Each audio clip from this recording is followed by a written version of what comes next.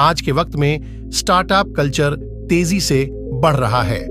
सरकार भी इसे खूब प्रमोट कर रही है, जिसकी वजह से छोटे शहरों से भी शानदार स्टार्टअप निकलकर आ रहे हैं। हालांकि अगर आप अपने स्टार्टअप को बड़ा और सफल बनाना चाहते हैं तो आपको जरूरत होती है बहुत सारे फंड की। ये पैसा या तो आपको निवेशकों से मिलता है या फिर आपको बैंक से लोन लेना होता है।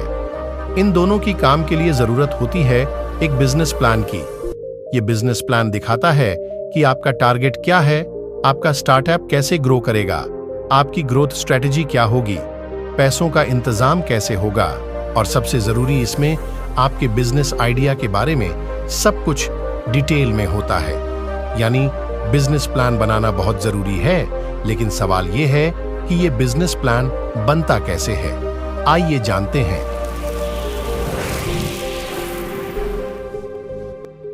नंबर 1, बिजनेस की एग्जीक्यूटिव समरी बनाएं। यह दरअसल आपका बिजनेस आइडिया होता है जिसे डिटेल में समझाया गया होता है। आपको एक एग्जीक्यूटिव समरी बनानी बहुत जरूरी है, क्योंकि इससे ही आपके बिजनेस के बारे में तमाम बातें पता चलती हैं। इसमें आपको अपने बिजनेस का विजन और मिशन, टारगेट मार्केट, कंपटीशन से तुलना जैसी चीजें लिखी जाती हैं। इसे पढ़ने के बाद कोई भी आपके बिजनेस को अच्छे से समझ सकता है और उसी आधार पर अपनी आगे की स्ट्रेटजी बनाता है। 2, कंपनी के बारे में बताएं। बिजनेस प्लान में आपको अपनी कंपनी के बारे में भी पूरी जानकारी देनी होती है। आपको बताना होता है कि आपका बिजनेस किस चीज का है, उसका लीगल स्ट्रक्चर क्या है और बिजनेस की लोकेशन क्या है। आपको अपने प्रोडक्ट और सर्विस के बारे में बताना होता है, उसकी यूनिक बात को हाईलाइट करना होता है और यह बताना होता है कि वह प्रोडक्ट टारगेट ऑडियंस की जरूरतों को पूरा कैसे करेगा। अपने टारगेट मार्केट के बारे में बताते हुए आपको यह बताना होता है कि आप उस मार्केट में अपने बिजनेस को कैसे पोजीशन करना चाहते हैं। इसके अलावा आपको अपने टीम मेंबर्स के बारे में भी बताना होगा, साथ ही ये भी बताना होगा कि वह किस क्षेत्र के अनुभवी हैं। 3, मार्केट एनालिसिस। आपको एक मार्केट एनालिसिस करनी बहुत जरूरी है, जिससे आपको मार्केट के बारे में अच्छे से पता चलेगा। इसके तहत आपको टारगेट मार्केट के बारे में समझना चाहिए, लोगों के सामान खरीदने के पैटर्न को समझना चाहिए, उनके फीडबैक को भी तवज्जो देनी चाहिए।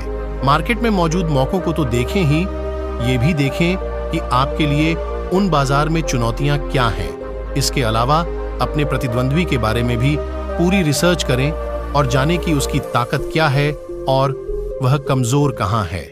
इससे आपको अपने स्टार्टअप को इफेक्टिव तरीके से पोजीशन करने और कुछ हटके स्ट्रेटजी डेवलप करने में मदद मिलेगी। नंबर 4, बिजनेस के लिए टीम बनाना।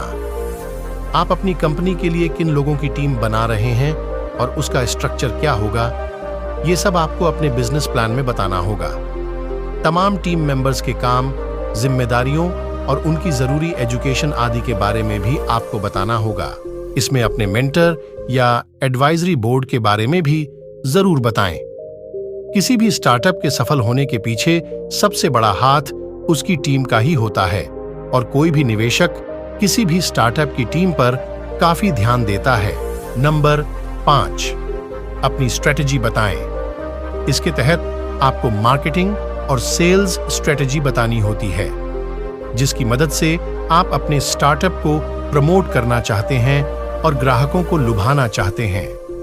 इफेक्टिव मार्केटिंग चैनल को पहचानें और अपने प्रमोशनल के तरीके को समझाएं।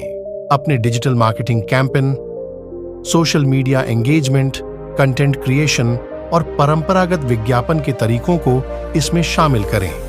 इसमें सेल्स का एक फोरकास्ट भी बताएं और अपने डिस्ट्रीब्यूशन चैनल के बारे में बताएं। नंबर 6, फाइनेंशियल प्लान की स्टोरी बताएं।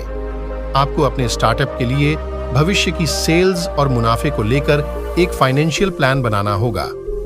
इसके तहत आपको बताना होगा कि आप कैसे अगले 3 या 5 साल या जिस भी अवधि में कितना रेवेन्यू हासिल कर सकते हैं, कितने खर्चे हो सकते हैं और इस हिसाब से आपका मुनाफा क्या रह सकता है। जब भी कोई निवेशक आपके बिजनेस प्लान को पढ़ता है तो उसकी सबसे ज्यादा रुचि इसी सेक्शन में होती है, क्योंकि कमाई का रास्ता दिखाने वाला सेक्शन यही होता है। अगर आप कहीं पर कंफ्यूज होते हैं तो इसके लिए प्रोफेशनल की मदद लेने से ना हिचकें, वरना आपकी एक छोटी सी गलती की वजह से निवेशक आपसे दूर हो सकता है।